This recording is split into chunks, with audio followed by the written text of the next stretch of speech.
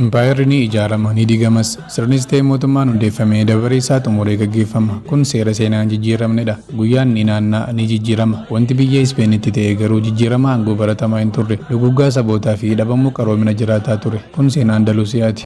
يا زمان الوصل بالأندلس لم يكن وصل. Xumura kutaa darbeetiin 1885tti King Alfonsoon Toledoo boojii isaa ilaallee turre. Digamiinsi keessoo Andalus mootummaan kiristaanaa dinagdee fi humna waraanaan akka guddatu carraa guddaa bane. Toledoon kufuun magaalota biroof yaaddoo waan ta'eef sodaa Iraan kan ka'e mootummaa musliimaa humna guddaa qabu kaaba Afrikaa Almuraabituun yookiin Almuraavid Daayinistii irraa gargaarsa gaafatan. Yeroo kana Yusuf ibn Tasfiihin waamicha sana qabalee waraana jabinaa fi naamusa addaa qabu gaggeessaa imalee eegale. Gammoojjii Saharaa irraa ka'ee waggaa 375 dura karaa Taariq ibn Ziyaad irra deeme. Jabalu Taariq qaxxaamuruun Al-Andalus gahee 1886 Alfonsoon injifachuun gara biyya isaa deebi'e. Yeroo Alfonsoon Andalus gadi lakkisee ba'us humna isaa jabeeffatee 1888tti deebi'e. Gaggeessitoonni Taayifaa ammas gara Yusuf deemanii gargaarsa qofa osoo hin taane walammeessuun walirrattis kisii dhiyeeffatan. Innis siyaasa fokkataa fi ofittummaa hagana ga'u harka kiyya hin galchu jechuun gargaarsa tokkollee akka hin goonneef jala mureetti hime. Morkiin aangoo gidduu malikoota Andalusitti godhamu dhimma jiraachuu musliimoota Iberiyaaf yaaddoo guddaa taanaan Yusuf ibn Tasfiin badiisa kan akka isaan oolchuuf yeroo sadaffaaf gargaarsa gaafatan. Ibn Tasfiin marsaa kanaan waraana qofa osoo hin taane haalichi ulfaachuurraan hayyuu beekamaa fi goota islaamaa jaarraa sanaa kan ta'e Imaam al-Ghazaalii waliin 1990tti Andalus seenan. Mootonni Taayifaa Yusuf ibn Tasfiin jalatti buluufis ta'e aangoo isaanii dabarsanii kennuuf fedhii hin qaban turan. Sanarras darbanii nama galanni maluuf irratti duuduuf mootummaa kiristaanaa gargaarsa gaafachuu eegalan. Deeggarsa hayyoonni godhanii fayyadamee malikoota Taayifaa tokko tokkoon aangoo irraa kaasuun gara kaaba Afrikaa erguu jalqabe. Waggaa 10 itti aanutti immoo guutummaatti boqonnaa mootummoota Taayifaa goolabe. Jiraattonni Andalus mootummaa kiristaanaan aadaa fi amantiin isaanii dhiibamee jiraachuurra orma fagoo kaaba Afrikaa irraa dhufan jalatti eenyummaan isaanii kabajamee jiraachuu filatan. Muraabitoonni Andalusitti simatamanii ulfina argatanis waan harkaa qaban eeguu malee isa dhaban deebisuu hin dandeenye. Toledoon magaalaa musliimaa turte godaannisa taatee hafteetti. Du'a Yusuf ibn Tasfiin booda ilmi isaa Aliin bara 1106 haga 1143 bulchis. Jabina akka abbaa isaa waan hin qabneef hireen dugda itti galte. Jalqaba Andalus yeroo seenan injifannoo mootummoota kiristaanaa kaabaa irratti argataa turaniin qeebalaman. Amma barri dabaree ta'ee mootummoonni kiristaanaa yeroo gara yerootti injifannoo galmeessaniin amantaa uummanni Andalus Almuraavid Daayinistii irraa qabu gaaffii keessa galchan. Ta'us garuu kufaatii isaaniif sababni olaanaan gareen Almuwahidoon jedhamu sochii islaamummaa kaaba Afrikaa gaarreen Atlas gidduutti eegalee teessuma isaanii Maraakishitti foomsuu isaa ture. Almuraavid Daayinistiin qananiin liqimfamanii karaa gadi lakkisuuf deemu jedhanii kan ka'an gareen kun 1120 keessa uummata Barbar ofitti dabalanii bara 1147tti Maraakishin to'atan. Taatee kana waggaa tokko boodas guutuu Morookoo to'achuu danda'an.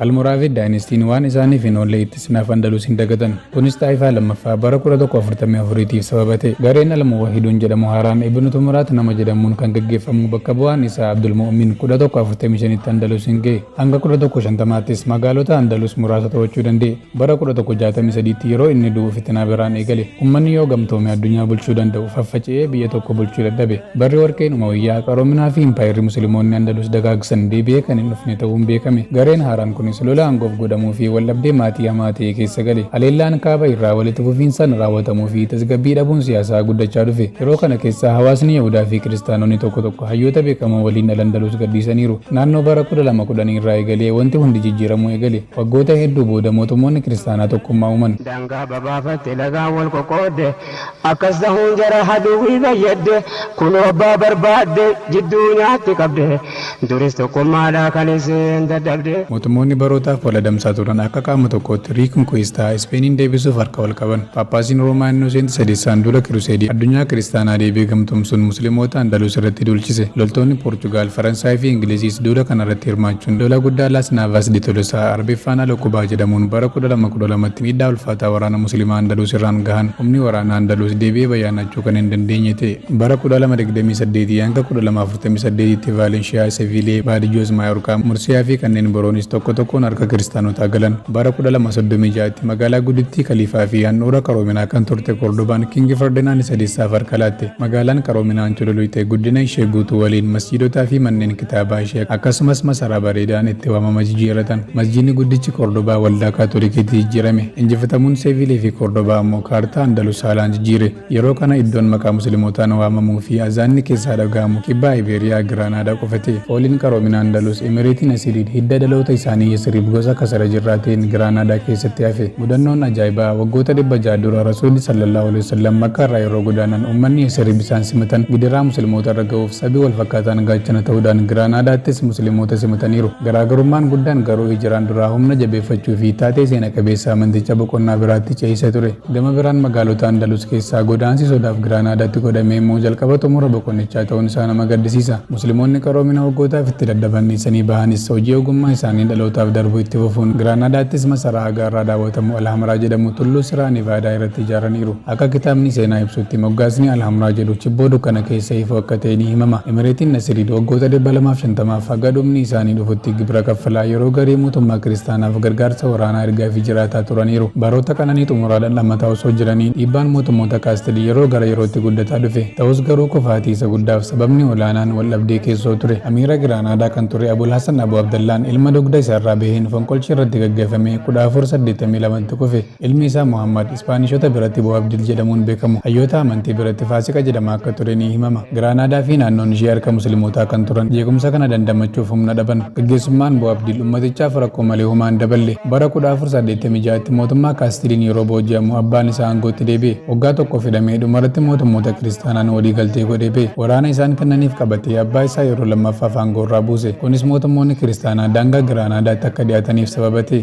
Mootii Araagoon Ferdinaandii fi Giifti duree kaastilii Izaabellaa gidduutti bultiin ijaarame immoo jabina mootummaa kiristaanaa kan dabalee fi kufaatii musliimotaa kan ariifachiise. Akkasumas riikonkoestaa kan goolabe ture. Amiirri Giraanaadaa Abu Abdil humna muraasa qabuun fuuldura isaanii dhaabbachuu irraa harka kennuu filate. Januwaarii 1492 alaabaan barreeffama Arabiffaa laa gaaliba illallaa injifataan rabbi malee hin jiru jedhu buufame kan biraan bakka bu'e. Amiirri Giraanaadaa Abu Abdil boquu isaa cabsee lafa ilaalaa furtuu masaraa isaa Ferdinaandii fi Izaabellaatti kenne. Magaalaa qaroominni keessaa ifuu tokkichi urgaan jaalalaa fi wal danda'uu keessatti hafes xumura godhate. Boqonnaa suukanneessaan seenaa maqaa fi mallattoo musliimotaa haquu eegale. Kufaatiin Giraanaadaa kan magaalaa tokko osoo hin taane xumura impaayirichaa akkasumas manca'uu fi gubachuu kitaabotaa ifatti kan labse ture. Mamlakaan dukkanaa of arguu dadhabde seenaa abbaa ofiillee arguuf jalabde mootummaan ciniintuun agartuu wal qabde aangoo barbaaduuf jechaatu erga qabde akka hin taane taate akka taatu dhabde. Amiirri Giraanaadaa Abu Abdilii fi maatiin isaa magaalaa barootaaf keessatti qadanii hannisanii deemsarra osoo jiranii Abu Abdil Giraanaadaa fi Alhamraa ilaalee keessatti gubate yeroo bu'u harmeen isaa Aayishaan ibkili yooma bukaan isaa alaa malikin lam taafadhu hifdhar rijaal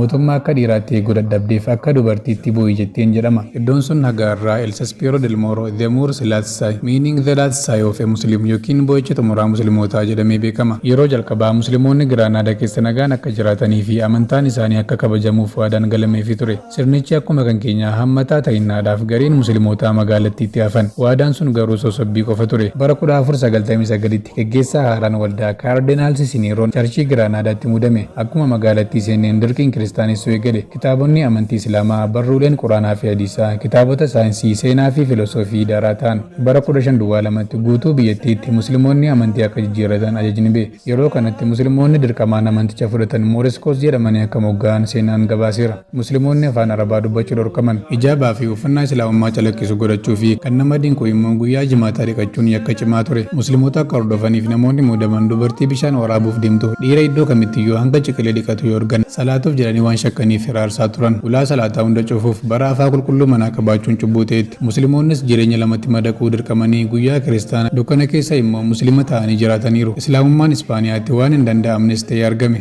Bara 1609tti Kiingi Filiip Sadeessaan musliimoonni dhoksaan amantii isaanii gaggeessan dachee Ispeen irratti akka hin hafne murteesse. Bulchiinsa kana jalatti Yahudoonnis dararamaa waan turaniif musliimoota waliin Afrikaa kaabaa fi Impaayera Otomaan Seef Heevens jedhamutti baqatan. Lola Laas Naavaasii fi kufaatii Kordobaa 1236 eegalee dhiigni musliimootaa dhangala'aa dararaa hedduus dandamatanii jiraataniiru. Naannoo bara 1610 keessa musliimoonni dirqiin kiristaanessuu miliqanii fi gidiraa waggaa 400 olirraa hafan walakkaa miliyoonaatti akka lakkaa'aman ni himama. Isaan keessaa hanga 300,000 kan ta'an Morookoo, Tuniziyaa fi Aljeeriyaa akkasumas Impaayera Otomaanitti baqataniiru. Sirni haaraan Ispaaniyaa Yahudootaafis teessoo yeroo dhabu Usmaanonni harka bal'aan simataniiru.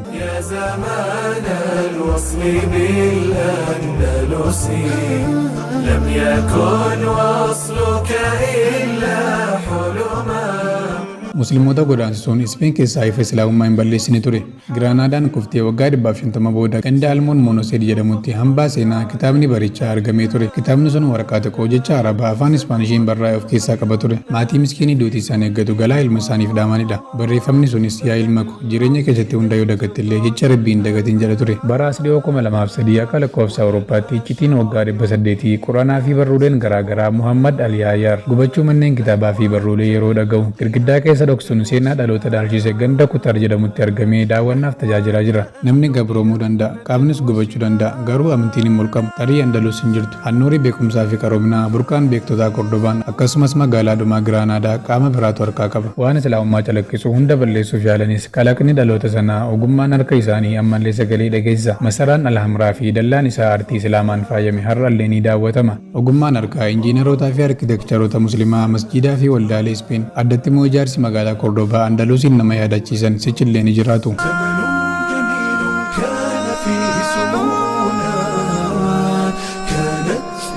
أمجادنا تتوالى كانت عزائم أمتي خفاقة والله أكبر في السماء تتعالى والله أكبر في السماء تتعالى والله أكبر في السماء تتعالى